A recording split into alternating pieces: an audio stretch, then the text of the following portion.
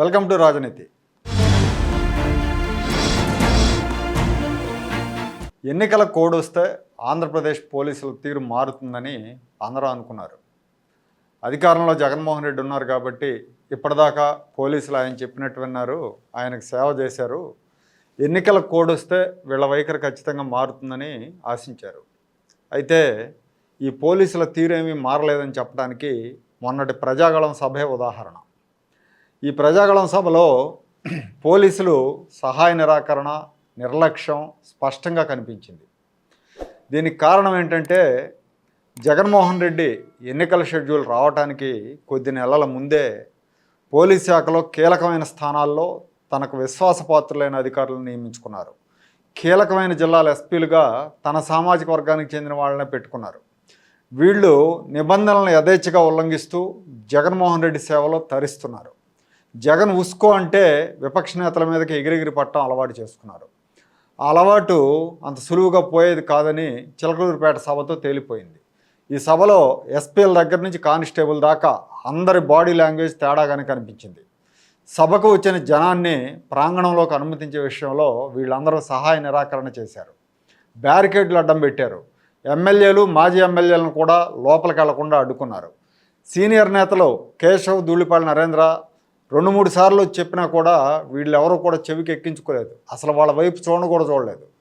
బయట తొక్కిసలాట జరుగుతుంటే లోపలికి పంపరేంటాయా అని అడిగితే ప్రధానమంత్రి సభని, ప్రోటోకాల్ అని సంబంధం లేని సమాధానాలు చెప్పారు. పోనీ ప్రధాని సభలో వేదిక మీదకు దూసుకెళ్తున్న క్రౌడ్ని ఏమన్నా కంట్రోల్ చేశారా అంటే అది లేదు. వేదిక ముందు టవర్లపైకి ఎక్కిన వాళ్ళని దించాలని సాక్షాత్తు ప్రధానమంత్రి కోరినా కూడా వీళ్ళెవరూ పట్టించుకోలేదు. కానిస్టేబుల్ అంతా అక్కడ గుడ్లు అప్పగించి చూస్తూ ఉన్నారు తోపులాట జరుగుతూ ఉంటే. వీళ్ళ పై అధికారుల తీరైతే ఇక చెప్పే పనే లేదు. ప్రజాగళం సభకి ఇన్ఛార్జిగా ఉన్న పల్నాడు ఎస్పీ రవిశంకర్ రెడ్డి వైసీపీ కార్యకర్త కంటే ఘోరమైన వీరవిధేయుడు అన్న పేరుంది. పల్నాడు జిల్లాలో తెలుగుదేశం కార్యకర్తలు, నాయకుల మీద అక్రమ కేసులు బనాయించడంలో, వేధించడంలో ఈ ఎస్పీ పాత్ర చాలా ఎక్కువగా ఉంది.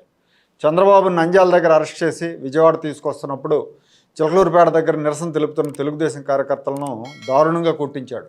స్వయంగా తనే కర్ర తీసుకుని అందరినీ గొడ్లను బాదినట్టు బాదాడు. ఇలాంటి వాడు ఎన్నికలు ప్రకటించాక కూడా అక్కడ ఎస్పీగా పనిచేయడం చూస్తుంటే ఎన్నికల కమిషన్ కళ్ళు మూసుకుందా అనిపిస్తోంది. ఆ సభకు సమీపంలో హెలిప్యాడ్ దగ్గర ప్రధానికి స్వాగతం చెప్పడానికి వచ్చిన చంద్రబాబును చూసి చూడనట్టుగా వ్యవహరించాడు ఈ రవిశంకర్ రెడ్డి. సభలో భద్రతాపరమైన వైఫల్యానికి ఇతనే బాధ్యుడని తెలుగుదేశం పార్టీ ఆరోపిస్తోంది. ఇక సభకు సంబంధించి ట్రాఫిక్ క్రమబద్ధీకరణకు ఇన్ఛార్జిగా ప్రకాశం ఎస్పీ పరమేశ్వర్ రెడ్డిని నియమించారు.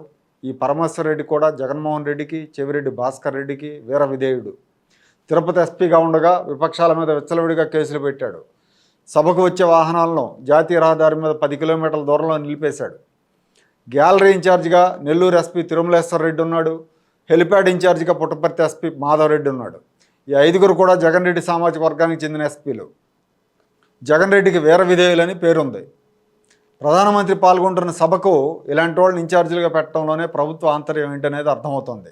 ఇప్పుడు ఈ సభలో బందోబస్తు ఏర్పాట్లకు వచ్చిన పోలీసులందరి మీద చర్యలు తీసుకోకపోతే రేపు పొద్దున ఎన్నికల్లో కూడా వీళ్ళు వైసీపీ తరఫున బాహాటంగా paniచేసే అవకాశం ఉంది.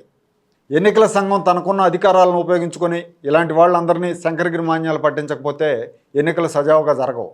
ప్రజాగళం సభలో భద్రతా వైఫల్యానికి ఆంధ్రప్రదేశ్ డీజీపీని, ప్రధాన కార్యదర్శిని, బందోబస్తులో ఉన్న ఎస్పీలను ఎన్నికల కమిషన్ సంజాయిషి అడగాల్సి ఉంది.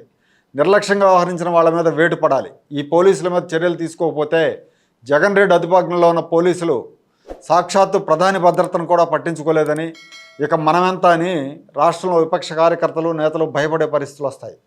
మనకు పోలీసుల మద్దతు ఉందన్న దమ్ముతో అధికార పార్టీ రక్కసమోకల మాచర్లలో మున్సిపల్ ఎన్నికల తరహాలో పోలింగ్ రోజు రెచ్చిపోయే ప్రమాదం ఉంటుంది.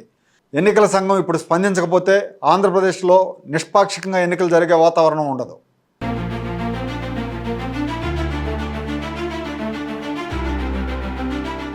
Like, share and subscribe to Rajaniti channel.